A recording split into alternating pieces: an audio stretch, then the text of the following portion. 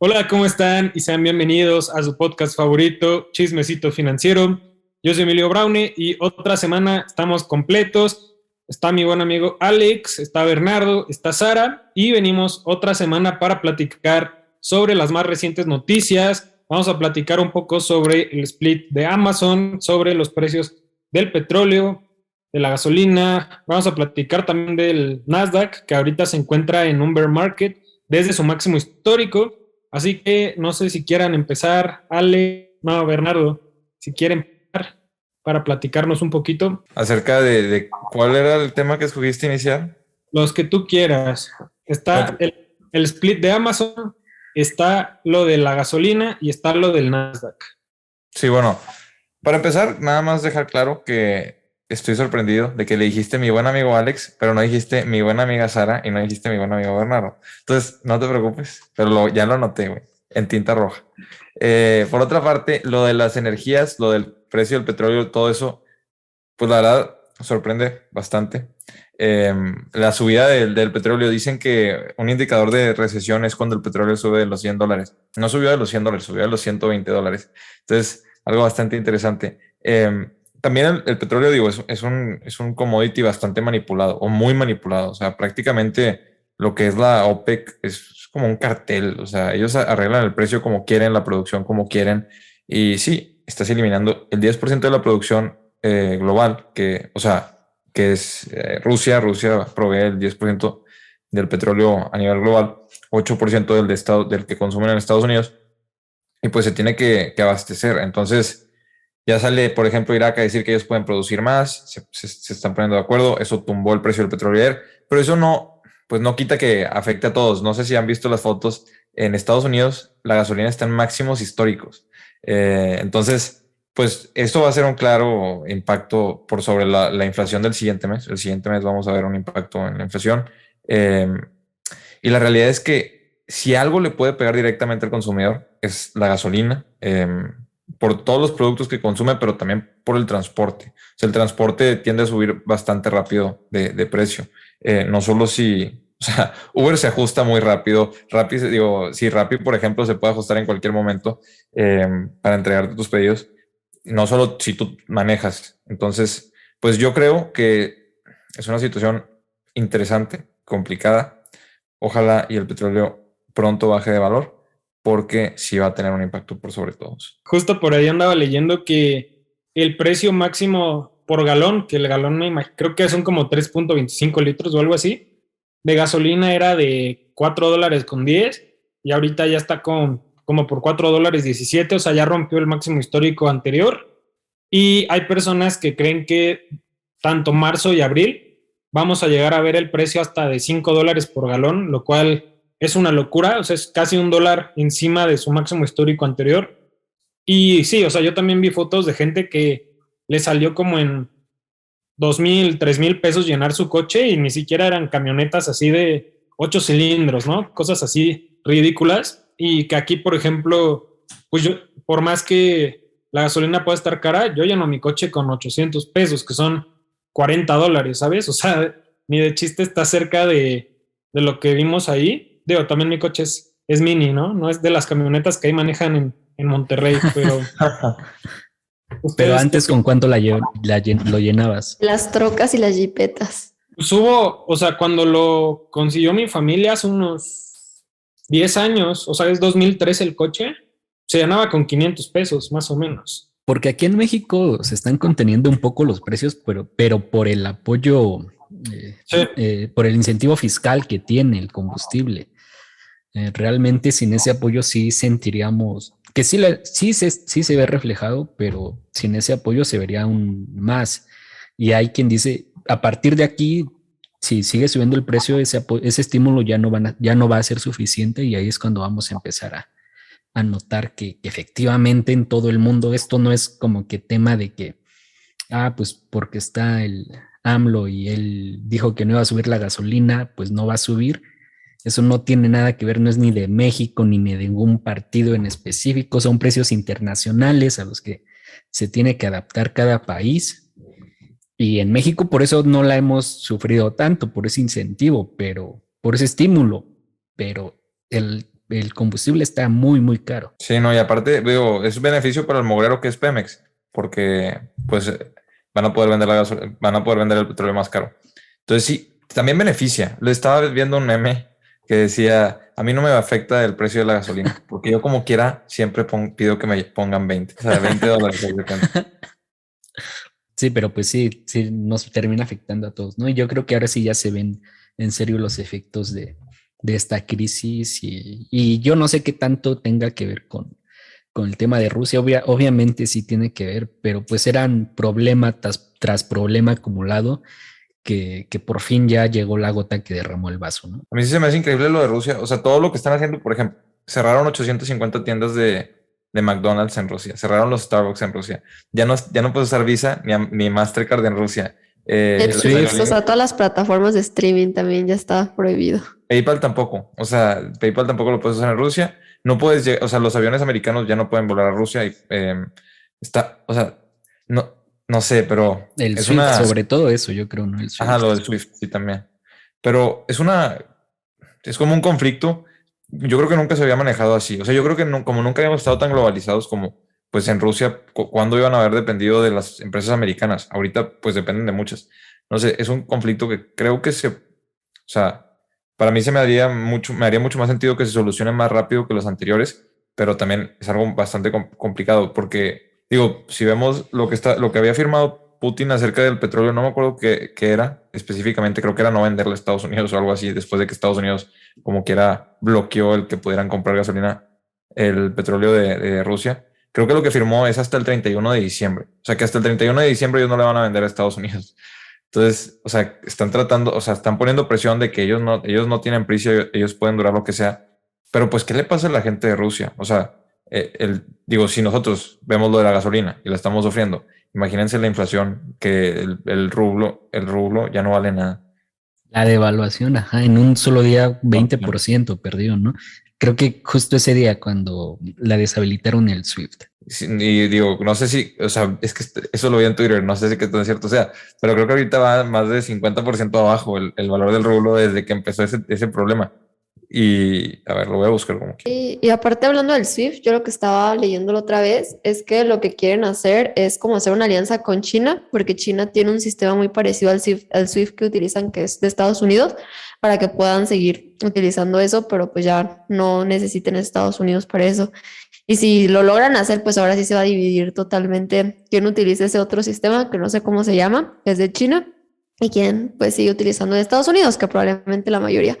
Pero pues yo creo que sí es bastante feo esta situación, más para la gente que vive allá y pues está perdiendo muchísimas cosas que estaba acostumbrado, tiendas, plataformas que ya habían pagado. O sea, imagínate, tú pagas tu mes de Netflix o de cualquier plataforma y en ese momento ya no puedes entrar. O sea, es feo y más porque mucha gente de Rusia pues no está de acuerdo con toda la situación y cómo ha actuado el gobierno. Entonces, pues esperemos que pronto se solucione y que pues también se pueda mejorar un poco la economía de Rusia que le ha pegado tanto y la del mundo. También una pregunta que podríamos hacernos, que o sea, yo tengo mi opinión, pero también puede cambiar, o sea, el tema que he estado viendo mucho y que se está discutiendo mucho entre los inversionistas es si estamos en un punto de mayor incertidumbre que en el 2020. Si todo esto es peor que en el 2020. En el 2020 muchos decían, o sea, ahora dicen, no, el 2020 era mucho más predecible, o sea, a final de cuentas el problema se iba a solucionar. Pero lo que tenemos ahorita, nadie sabe cómo se va a solucionar lo de la impresión de dinero. O sea, no saben si va a acabar en inflación o si se va a poder controlar la inflación, no saben qué va a pasar con las tasas, no saben qué va a pasar con el conflicto de Rusia. Entonces dicen que estamos en un ambiente de mucho más incertidumbre que en el 2020. Primero, les digo, lo puse en Twitter, me pongo a pensar, a ver, en 2020 estábamos viendo algo que nunca se había visto. O sea, ¿cuándo en el mundo? O sea, anteriormente cuando pasó lo de la gripa, no me acuerdo cuál era, pero antes de la Gran Depresión, en los 1920, eh, si era la aviar o no sé, pero bueno, el punto es que cuando pasó eso, o sea, el mundo no estaba tan conectado, no había tantos viajes, o sea, era un mundo completamente distinto. Ahorita, o sea, todo se podía esparcir mucho más rápido y todos estaban hablando de que no, pues puede haber nuevas cepas, puede haber nueva no sé qué, la impresión de dinero, digo, estaba ridícula, no sabíamos cómo iba a acabar eso. Entonces yo lo que veo es que en el 2020 teníamos muchísimo más incertidumbre que ahorita, porque ahorita las soluciones, pues digo, por ejemplo, pensar en inflación, subir tasas. Que sí, acaba en recesión. Pues sí, subir tasas puede implicar que acabe en recesión, pero ya sabemos más o menos qué va a pasar. En 2020 no sabíamos ni cuándo iban a abrir la economía. O sea, se decidió cerrar economías globales cuando eso nunca había pasado. Entonces, a mí me sorprende que la gente dice, no, estamos en un mucho peor, en un mucho peor ambiente que lo que estábamos en el 2020, cuando digo, estamos en un ambiente en el que hay más claridad, o sea, en el que hay más ideas de lo que puede pasar. Sí, los dos son malos, pero pues no, haz de cuenta que dice, no, es que en 2020 era más fácil invertir. No sé si la gente que lo dice no invertía en 2020, cuando empezó todo, o si definitivamente ahorita sí tienen más miedo en general el mercado, porque yo la verdad tengo menos. Es que yo creo que también mucho tiene que ver con las noticias. O sea, hay muchas noticias amarillistas que en cuanto inició todo esto de la guerra, empezaron a decir pues que la tercera guerra, si se hacía, iba a ser nuclear. Entonces, pues yo creo que da mucho más miedo eso que un virus. Yo creo que fue como inició. Ahorita, pues como se ha visto la situación, tal vez sí se tiene mayor idea de qué pueda suceder. Pero pues yo creo que es lo principal, porque en 2020 lo que vimos es que de repente, o sea, yo sí noté que había una semana que bajaban mucho las acciones, para 2 semanas otra vez se recuperaban. Y yo estas últimas 2 semanas, todos los días he visto que bajan mucho ciertas acciones, luego se recuperan y luego vuelven a bajar mucho. O sea, es como más constante esta bajada del precio de las acciones. Yo, por ejemplo, como tengo Yahoo Finance, he notado mucho más alertas que en el 2020. Entonces, pues, yo creo que depende de cada persona, pero hay personas que como es una noticia, como dije, a veces es más amarillismo que nada, o sea, que no saben bien, que dicen que ya tomaron una planta nuclear Rusia y así, ya viene más el miedo. Yo creo que el principal miedo es más eso de la tercera guerra, que en sí la parte de la inflación, que como comentas eso, pues se sabe cómo resolver, pues suben tasas, pero pues vamos a ver si luego se tiene más certidumbre que antes. Sí, o sea, lo de la caída, es que yo hablo más en el miedo por sobre el futuro, o sea, por sobre el futuro, no tanto del mercado. O sea, el mercado no el mercado descuenta las posibilidades futuras. Lo que vimos en el 2020 fue una de las caídas, si no me equivoco, de las más rápidas en toda la historia. O sea, por ejemplo, ahorita vemos caída tras caída tras caída y las acciones van menos 2%, menos 2%, menos 2%, menos 3 algunas, mientras más volátiles sean, pues más, ¿verdad? Pero en el 2020 era literalmente, o sea, vimos a Uber, por ejemplo, pasar de $35 a $14 en 3 semanas. Y luego veíamos, no sé, Disney estar de los $130 y caer a los $80 en 3 semanas. Entonces sí, o sea, fue mucho menos prolongado, pero las caídas eran de 5%, 6%, 7%. Ya decías, ya no puede bajar. Y amanecía el siguiente, veías antes de dormir los futuros del Nasdaq y veías menos 2%. Y decías, ¿qué está pasando? Pero obviamente se comenzó a solucionar, o sea, no se solucionó rápido, los inversionistas regresaron rápido a invertir. Mi pregunta es más sobre el ambiente en el que estamos. O sea, ¿en marzo se sentían con mayor certidumbre acerca del futuro o ahorita se sienten con mayor certidumbre? Pues, Dale, Emilio, si quieres. Vale. Es que yo lo que creo es que las personas que están diciendo que ahorita hay más incertidumbre es por dos razones principales que yo veo. Número uno, ya pasó lo otro. Entonces, ahorita lo que da miedo es lo que estamos viviendo ahorita. Yo creo que en ese punto tal vez son personas que no están poniendo en perspectiva el cómo se sentían en ese momento versus cómo se sienten ahora. Más bien solo olvidaron eso, tal vez. Esa es una de mis teorías. La otra es que simplemente hay que recordar que en 2020 las caídas fuertes se vieron por ahí de 15 al 30 de marzo, pero a partir de abril, mayo, ya las empresas empezaban a recuperarse bastante y aquí ya va un periodo más prolongado de tiempo, si no me equivoco. O sea, yo recuerdo que ahí las oportunidades verdaderas, así el piso de todo el mercado duró 2, 3 semanas y ahorita ya pasamos ese plazo. Entonces, yo recuerdo también en esa época que cuando empezaron a recuperarse, hubieron empresas que así dieron brincos bastante grandes de un día a otro. Y creo que como todavía no vemos eso, a excepción, por ejemplo, de Amazon que anunció su split, o sea, realmente no hemos visto esas empresas, ¿no? O sea, como dices, ahorita Alibaba ya está abajo de $100, por ejemplo, que es un precio que a mí me sorprendió bastante. Facebook ya está abajo de los 190, si no me equivoco, 100 o 200 o algo así. Entonces son empresas que siguen cayendo y como dice Bernardo, no estamos viendo algo tan rápido, ¿no? En el que caían 20% en una semana y se recuperaban. Ahorita es de todos los días abrir así tu aplicación y ver todo en rojo, ¿no? Por -1, -2. Y sí es una verdadera locura. Yo personalmente sí creo que se atribuye a que una crisis ya pasó y la otra la estamos viviendo. Y hay que recordar que al humano, así por naturaleza, lo que más le da miedo es lo que no conoce. Entonces, como no hay forma de predecir lo que va a pasar, yo creo que por eso lo comparan así. Pero realmente no. No, No, dale, dale. no, yo creo que en ese sentido, y yo estoy de acuerdo con Bernardo, o sea, era más desconocido lo que pasó en esos 15 días que mencionan que lo que está pasando ahorita. Normalmente la bolsa, pocos días, y estaban interesantes esas estadísticas, habían caído tanto y tan rápido. Por ahí había que el lunes, fue el lunes negro o viernes negro, en el 2007, 2008.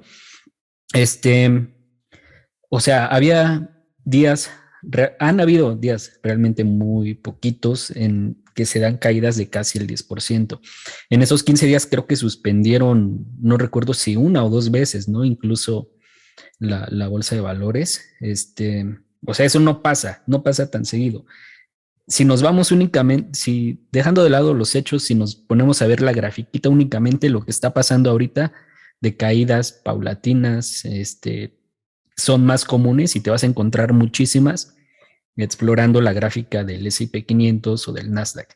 En ese sentido, esto para mí es algo que ya se ha conocido y que se debería de, o sea, es menos, dice Silvio Rodríguez, la guerra es el comienzo de la paz, ¿no? De una manera muy romántica, que para pues para construir a veces hay que destruir, ¿no? O sea, y las guerras, los problemas siempre son esa parte que te dice, pues bueno, esto tarde o temprano va a pasar y vamos a salir de esta y el mundo pues lo que creo que todos esperamos, ¿no?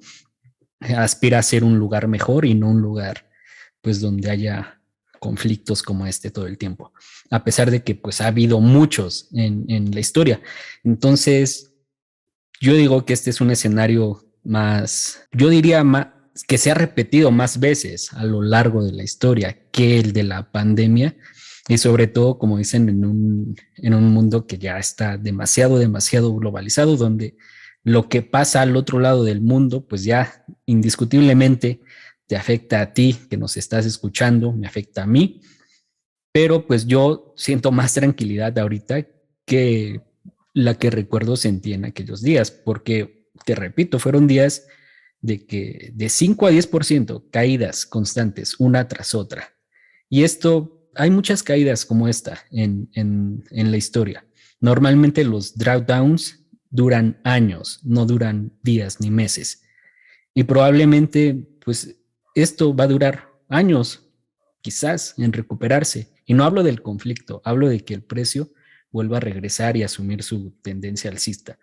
Pero creo que si no consideraste esto al estar invirtiendo, pues igual y bolsa de valores no es el lugar en donde deberías de estar ahorita. Digo, interesante, estoy de acuerdo con que, o sea, si no tienes un horizonte de inversión de al menos 3 años a 5 años, pues entonces no consideraste nunca los riesgos como se debe. Yo no creo que vaya a prolongarse esto, la verdad no lo creo que se vaya a prolongar tanto por lo mismo de que veo que son conflictos que se pueden solucionar. O sea, si escala lo de Rusia y Ucrania, o sea, y se vuelve un conflicto verdaderamente global, obviamente son otras implicaciones.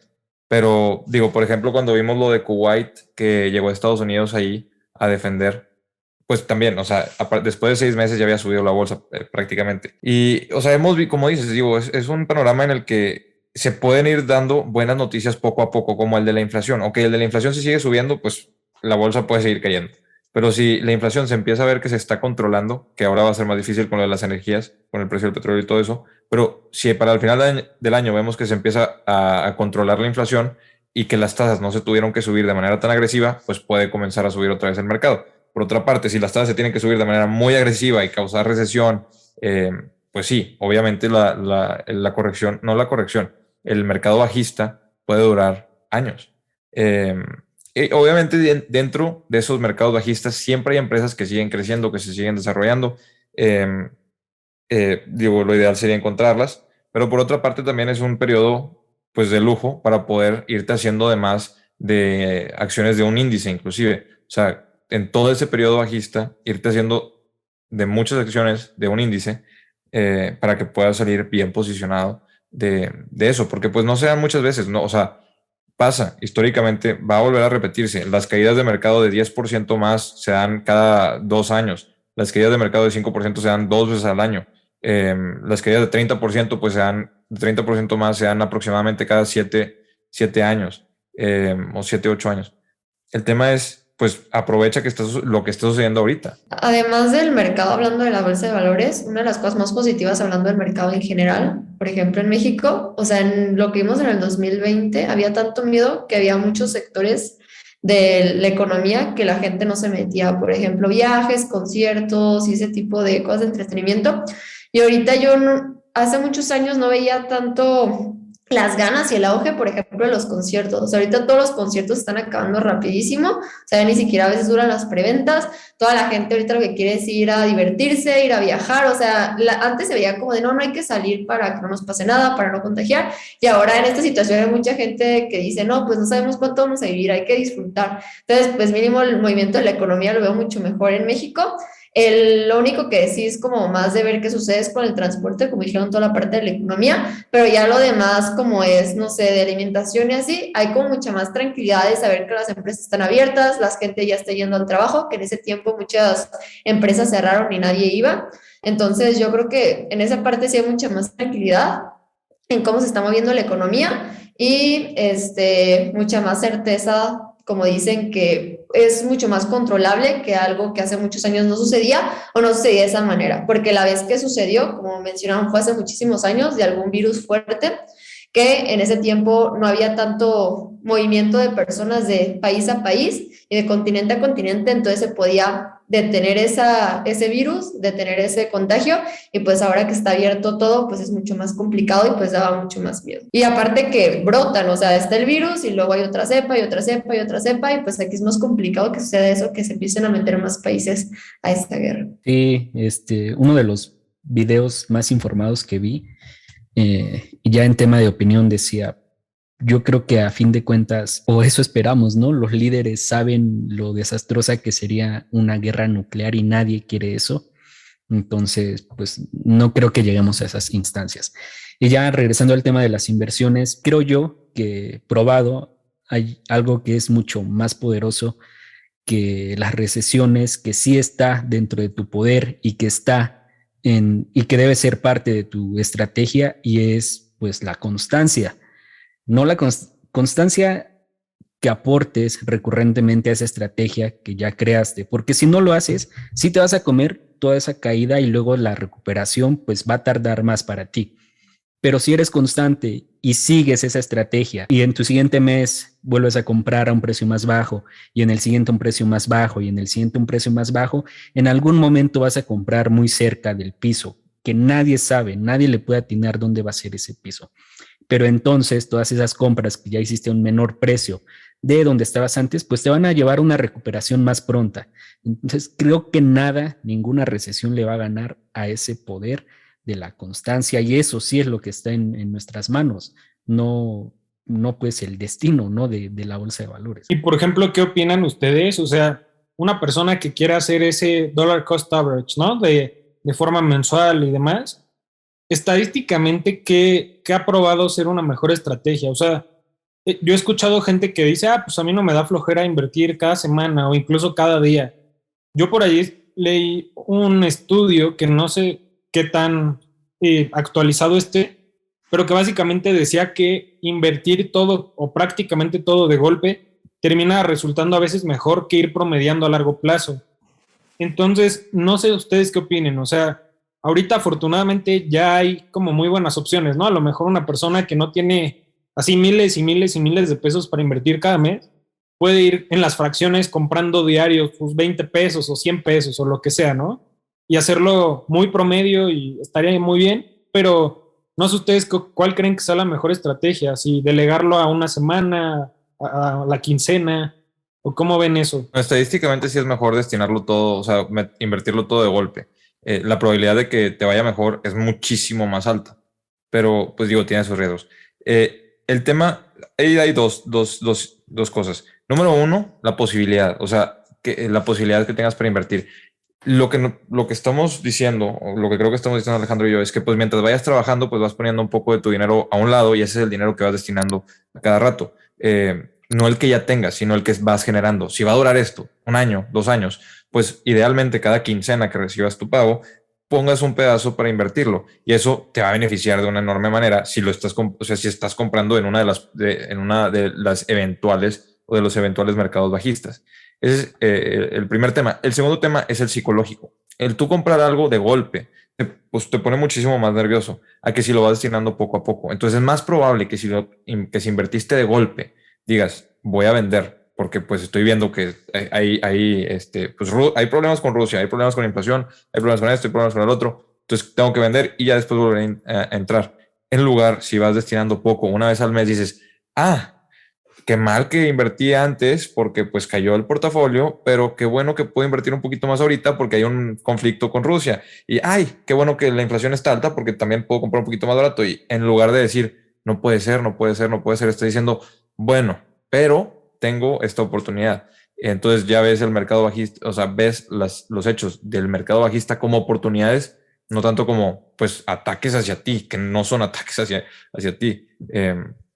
Simplemente consideraciones que creo que hay que tomar. También yo creo que es más difícil tener la constancia de hacerlo diario. O sea, por esa parte yo creo que también es mucho más fácil si ya tienes, sobre todo va a basarse en tu estrategia. Yo digo que no hay que cambiarla. O sea, si tenemos la estrategia de invertir al mes, pues hacerlo al mes. Si tenemos la estrategia de hacerlo a la quincena, hacerlo a la quincena y no modificarla. Y ahí lo que menciona Emilio, pues sí es interesante su de diario, pero aparte de que hablo de la constancia, que un día puede decir, mejor no invierto hoy, invierto mañana y le sumo eso de hoy, probablemente no lo hagas. Y al ya estar invirtiendo en fracciones, en acciones fraccionadas, como ya habían mencionado antes, va a ser una carga al momento de hacer la declaración más grande. Entonces, a veces no conviene tanto meterte a eso, porque si lo puedes hacer de la otra manera, tal vez al final sea más sencillo. Entonces, por lo que menciona Bernardo, lo psicológico, lo que menciona Alex de la constancia y lo de seguir tu estrategia, yo creo que no hay que modificarla y de preferencia sí hacerlo pues por quincena o mes, que creo que la mayoría de personas le pagan por quincena o otras personas que les pagan de forma mensual o por ejemplo en una quincena destinan todo a gastos y en la otra quincena destinan toda la inversión o otras cosas. Entonces para mí sería la mejor opción, pero no modifiquemos nada más por la situación que estamos pasando, porque si empezamos así, cada vez que suceda algo se nos va a hacer muy fácil estar modificando nuestra estrategia. Sí, lo que mencionabas, Emilio, está muy interesante. Hay páginas en donde yo he checado gente que tiene conocimiento en programación y aparte invierte en bolsa, que hace backtesting muy potentes de esas dos estrategias que se llaman Dollar Cost Averaging y Doom Slump.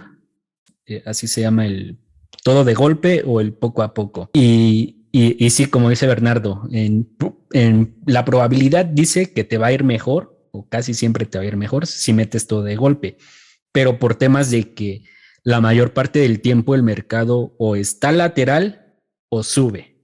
Eso, la mayor parte del tiempo, y ahí ya no me sé los porcentajes, el mercado no hace nada. O sea, sube, al otro día baja, sube, baja, sube, baja, baja. Por ahí también está la estadística. Si te hubieras perdido tantos días de los mejores días del S&P 500, tu rendimiento hubiera empeorado tanto. Y te dice, pues entonces es mejor estar siempre invertido en el mercado. Y por esa razón es que en la probabilidad es mejor estrategia invertir todo de golpe. Lo malo es que si inviertes todo de golpe justo en esos mercados bajistas, ahí sí te va a ir muy mal y demasiado mal. Entonces te decían, pues la mejor estrategia, si sabes cuándo el mercado va a estar lateral o alcista, invierte todo de golpe, pero si no sabes qué va a pasar en el mercado, pues la mejor estrategia es Dollar Cost Average. Eso funciona mejor en los mercados bajistas y ahorita tenemos un mercado bajista, entonces no hay mejor estrategia que ir promediando ahorita. Igual plataformas como Robinhood, por ejemplo, ¿no? O los diferentes brokers de Estados Unidos sí te permiten hacer como domiciliar tu inversión, que eso creo que también estaría interesante, ¿no? Así de que tú le metes $1,000 a tu cuenta de Robinhood y puedes programar que cada día compre $5 de 5 empresas diferentes, ¿no? Por ejemplo.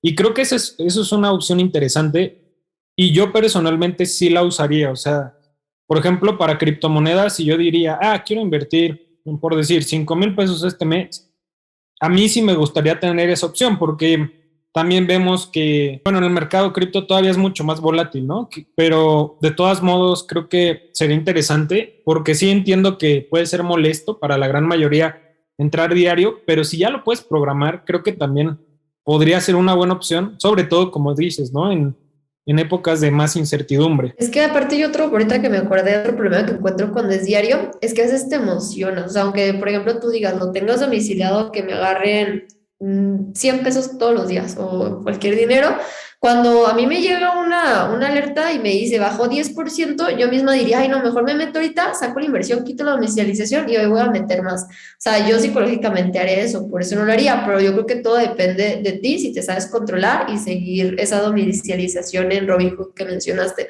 O sea, si a ti no te molestaría o te desesperaría, por ejemplo, que llegue los 30,000 Bitcoin, como ha mencionado Alex, en ese momento que digas, no, no, no, ahora voy a meter más, voy a seguir lo que ya tengo ahí domiciliado, pues está padre, pero si crees que la puedes modificar por ese tipo de cambios y caídas, tal vez no la pensaría tanto en realizar. Bueno, por otra parte, querían hablar acerca del split de Amazon.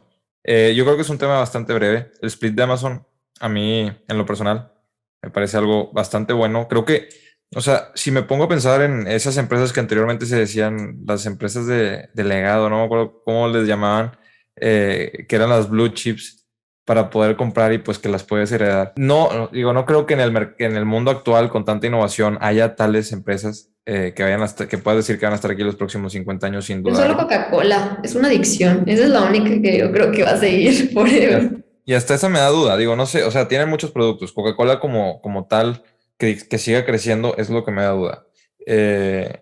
Digo, porque, digo, o sea, las botellas de agua, todo tiene que cambiar y quién sabe si ellos tengan la capacidad, no sé, tiene que cambiar muchas cosas de los productos y de lo que hacen y de cómo lo hacen. Pero bueno, tienen un modelo de negocios bastante perfecto, que es lo de las embotelladoras. Pero Amazon es una de esas empresas, junto con Google, que yo me pongo a pensar, es una de las empresas que yo no dudo que vaya a estar aquí y sea más grande los próximos 10 años. O sea, casi sin dudarlo lo diría Google y Amazon, aunque las partan en 3 partes, en 4 partes. Creo que esas partes se pueden desarrollar bastante bien. Amazon tiene 2 negocios principales, el de la nube, Amazon Web Services, y el del e-commerce. Que bueno, el punto para mí es, con este split, creo que permite que muchas más personas que no tenían acceso, por ejemplo, a inversiones en acciones fraccionadas, puedan tenerla en sus portafolios. Esto ayuda a que haya una tenencia accionaria muchísimo más diversificada, ayuda a que puedas hacer contratos de opciones, porque los contratos de opciones requieren de 100 acciones. Es mucho más fácil hacer un contrato con acciones de $140, hacer un contrato con unas acciones de $2,900. Entonces va a haber más versatilidad, ayuda a que las personas se puedan interesar. ¿Por qué? Porque muchas veces dices, quiero invertir en Amazon, o quiero invertir en Google, o quiero invertir, y piensas y ves las acciones y dices, pero no me va a alcanzar nunca. Entonces ya nada más cierras la página y luego vuelves a decir, si yo hubiera podido invertir en Amazon, lo hubiera hecho, pero no me alcanzaba. Creo que eso quita también la limitante, porque muchas personas que dicen, quiero empezar a invertir, pero nada más voltean a ver el precio de una o dos acciones, como Google y Amazon, y dicen, no se puede, es muy caro. Y ni siquiera saben que existen las fraccionadas y todo eso. Entonces ven, $140, wow, o de que 150, 160. Dicen, sí puedo comprar, o sea, sí puedo ser dueño de una parte de Amazon. Entonces creo que eso es algo bastante bueno. Igual, por ejemplo, pues siempre la pregunta de siempre, ¿no? De la gente de, ¿será momento de invertir ahorita? Pues yo te diría que si la empresa te gusta, sí, pero no solo inviertas porque viene el split, ¿no? O sea, que ese no sea tu único motivo para hacerlo, aunque sí, estadísticamente, del momento que sale el split, los primeros 3 o 4 días estadísticamente sí son verdes por la mayoría de los casos, pero también vemos como este movimiento que sube en los primeros días y baja, ¿no? Casi, casi como un IPO. Eso es algo muy común que pasa, entonces a lo mejor alguien que tenga cierto dinero con el que se quiera divertir sí podría sacar cierta ganancia en corto plazo, pero también no debe de ser como la principal o única razón, ¿no? Yo realmente ya no sé si lo hacen porque sea más accesible su acción para el inversionista retail, porque creo que la mayoría de esos inversionistas están en Estados Unidos y allá sí tienen del marco regulatorio para poder ofrecer acciones fraccionadas. Justo estaba buscando este dato. El 60% de las acciones de Amazon la tienen inversionistas institucionales, solo el 10% la tienen el público en general y el otro 10% es de los insiders. Falta otro 10% que es hedge funds. Entonces, si solo el 10% son individuistas retail, 20%, perdón, que se podrían considerar inversionistas retail, que es muy parecido al último dato que investigué de que del total del valor del mercado, más o menos ese 20% somos los inversionistas retail, o sea, los que no estamos asesorados, los que no podemos considerarnos ante la ley profesionales, a pesar de que pues seas muy estudiado o no sé, si no ante la ley no eres un inversionista profesional, vas a ser un inversionista retail, solo el 20%. Y probablemente de ese 20% la mayoría está en Estados Unidos, que tiene acceso a acciones fraccionadas. Entonces yo ya no sé qué tanto lo hacen como para, bajo ese argumento de, sí, con esto le vamos a permitir a los inversionistas que compren acciones de nuestra empresa. Creo que más bien ya quedó demostrado que cuando una empresa anuncia un split, hay demasiada euforia, y no solo de los retail, sino también de hedge funds y de estos institucionales. El precio se dispara y yo creo que lo hacen más bien por eso. Sí, digo, en muchos casos, a mí, por ejemplo, digo, se me hace un abuso cuando lo hacen que están en máximos históricos, pero cuando estás en máximos históricos es cuando tiene más sentido hacerlo, porque es cuando las acciones están más caras. O sea, si estás en máximos históricos y tus acciones de valer 100 ahora están en 1000, pues lo que más sentido hace es que hagas el split cuando están en 1000. Pero eso perjudica porque hace que se puedan sobrevaluar más las acciones. Entonces, Google y Amazon, Google, por ejemplo, pues ha subido bastante, pero ha tenido una corrección del 20%. Amazon ha tenido 2 años prácticamente laterales en bolsa. Entonces, creo que llega en un buen momento. Creo que no están sobrevaloradas las acciones. Entonces, aunque suban un poco, pues no es como que están en un momento en el que dices, están abusando de los inversionistas y están viendo nada más la manera de poder hacer que suban más las acciones. En cambio, y no es que haya estado mal hecho, Tesla, Apple y Nvidia, cuando estaban en máximos históricos, cuando las acciones estaban muy eufóricas, decidieron hacer los splits. Y vimos en las 3 empresas que las acciones efectivamente subieron bastante más. Entonces, yo quiero creer que el movimiento de Google fue algo positivo para los inversionistas, más que el que fue de Apple y más que el que fue de Tesla. Y pues Amazon se vio forzado a hacerlo porque pues ya era la única prácticamente de las FANG que no había hecho un split o que no tiene las acciones abajo de $500 después de Google. Entonces, a mí me parece bueno que lo hayan hecho y creo que tiene un poco más de apoyo para los inversionistas que lo que hicieron Apple y Tesla, ¿verdad? Pero no sé, nada más comentario que mi opinión. Sí, justo yo no iba a mencionar Nvidia, pero sí iba a mencionar Apple y Tesla porque sí recuerdo que las acciones, si no me equivoco, lo de Tesla fue 5-1 y Apple 6-1 o al revés. Si no me equivoco, fue algo así. Una fue 4 y otra fue 5. Ándale.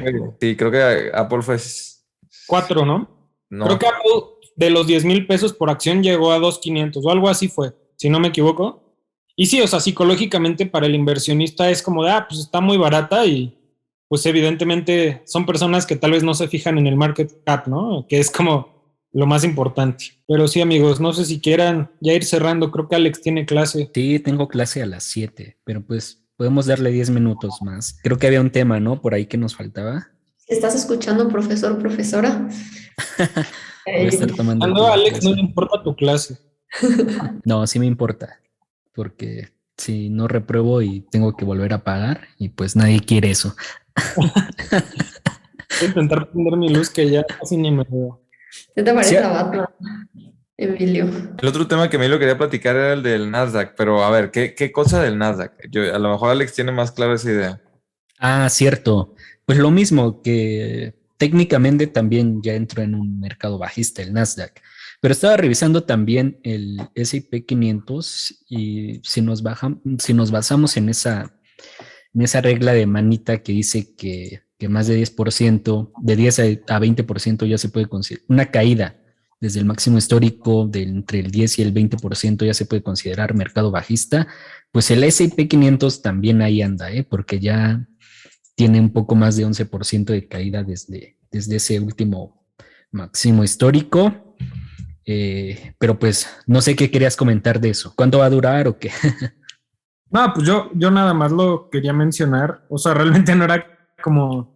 O sea, ya platicamos, ¿sabes? O sea, sobre la situación que me imagino es como de los únicos motivos junto con la inflación. O sea, la inflación y el conflicto creo que son como los únicos motivos. O sea, más allá de eso, pues muchas empresas fundamentalmente siguen ahí. O sea, hay empresas como Facebook que pueden ser como una que otra que tal vez sí tienen más motivos, o sea, que cambió un poco su estrategia y demás, pero realmente las principales como Microsoft, Apple, así las principales que normalmente tienen el mayor peso en los índices, siguen de lujo, ¿no? O sea, fundamentalmente están súper bien. Para mí, lo del tema de, o sea, de este mercado, ok, este mercado pues todavía no estamos en una recesión, no hay una recesión actual. El mercado sí, estamos en un mercado bajista y creo que es una buena oportunidad para que todos los inversionistas reanalicen lo que están haciendo. Si no pueden aguantar este tipo de correcciones, entonces algo está mal en la estrategia. La estrategia es lo que tiene que corregir O para en que la sea una psicología de la persona. O sea, yo, por ejemplo, mis conocidos que me preguntan de invertir en bolsa, pero sé que se ponen muy nerviosos, o sea, los que acaban de iniciar invirtiendo, yo lo que recomiendo es que, o sea, mejor primero psicológicamente entiendan esa parte de por qué se ponen y mientras invierten en renta fija, ya después vuelvan a bolsa, o sea, nada más para que no vendan en negativo. Pero pues también, como dices, también ver si es tu estrategia, si ya estás acostumbrado antes a ciertas caídas, pero no tan grandes.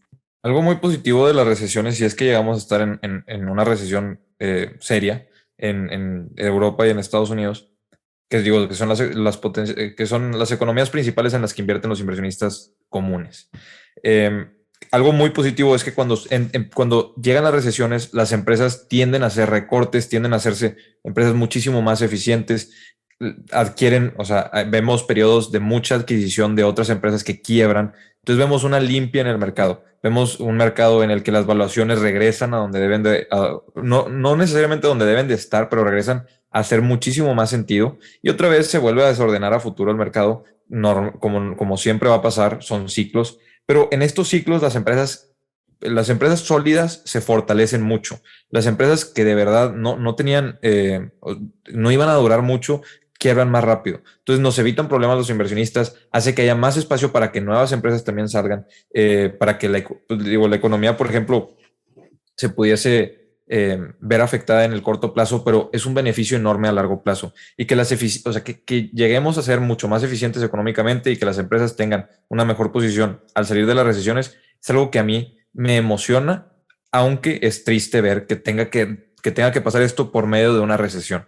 Entonces sí, vamos a ver el mercado volátil estas próximas semanas, eso no hay duda, pero creo que lo que podemos tomar es pues voltear a ver, digo, si nuestra estrategia va de acuerdo con lo que creemos y si las empresas son realmente sólidas, porque si son sólidas, puede ser que después de una posible recesión salgan inclusive muchísimo mejor posicionadas para poder retomar ese crecimiento para los próximos 5 años. Sí, sí, de acuerdo. Que creo que México sí entró en recesión técnica, ¿no? Nosotros sí estamos en recesión técnica. Entonces, pues probablemente no sabemos si más países van a querer lo mismo y si esto se va a prolongar demasiado, pero de acuerdo con todo lo que dijeron, creo que si en este momento estás dudando de tu estrategia o liquidaste tu posición, pues yo creo que si ya lo hiciste probablemente porque pues no sabías o no tenías una estrategia o de plano, hace 2 semanas, por ejemplo, estaba platicando con primas y hermana de la novia de un primo sobre esto, ¿no? Sobre inversiones y me dijeron, oye, platícanos un poco y ya. Cuando llegamos al punto de bolsa de valores y que les dije que había más riesgo y así, hubo una de ellas que me dijo, no, yo cosas arriesgadas no.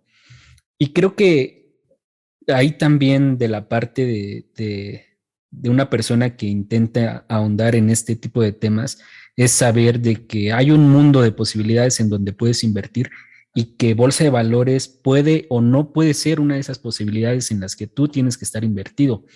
Hay gente que jamás va a invertir y que puede en bolsa y que aún así le puede ir bastante bien invirtiendo porque no sé, en algún momento hace una inversión inmobiliaria que le genera mucho dinero, compra un terreno en una muy buena zona que 10 años después envejece muy bien y la plusvalía le hace un por tres que bolsa de valores no te hubiera dado. No sé, hay demasiadas cosas en las que puedes invertir.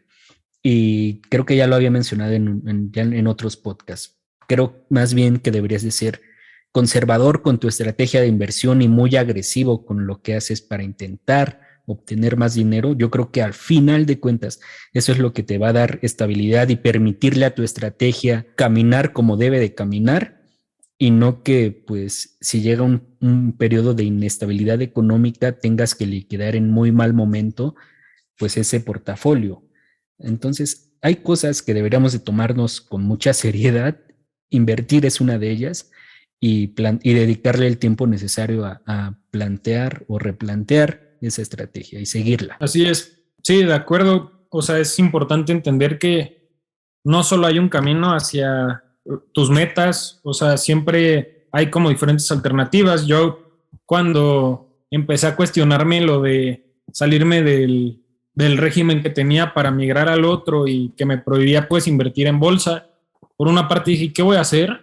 Pero he encontrado, o sea, en qué hacer, he encontrado que pues ya estoy como más metido en la renta fija y por supuesto en las criptomonedas, y estoy haciendo como un apartado para una propiedad inmobiliaria. Entonces como que incluso esa misma limitante me está abriendo a buscar otras soluciones, y creo que eso es pues lo mejor, ¿no? Para todos, que puedan sentirse cómodos, y al fin del día lo importante de la inversión, lo único que tiene que hacer es crecer y darte tranquilidad, ¿no? O sea, no tiene más funciones. Sí, conocernos en todos los ámbitos, y también en eso es en nuestras inversiones, saber cómo reaccionamos a estos cambios, saber cómo reaccionamos a movimientos tanto alcistas como bajistas, porque también en el alcista podemos reaccionar de una forma muy eufórica y también vender o comprar de más.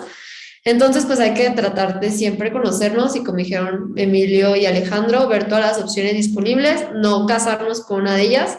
Podemos luego adaptarlo, ir poco a poco, pero siempre va a haber otras opciones y no para todos la mejor siempre es bolsa. Muchas veces podemos iniciar con otra. Yo siempre recomiendo iniciar con renta fija porque psicológicamente la mayoría de personas les sirve más ir paso por paso, pero pues cada persona somos muy diferentes. Y un último consejo que puede o no puede aplicar para ustedes: desinstalen el Yahoo Finance, la aplicación de su broker, jamás entren, únicamente cuando compren. No denle un follow a las páginas de noticias de inversiones, y simplemente sí sigan nuestros canales, eso sí, porque nos apoyan.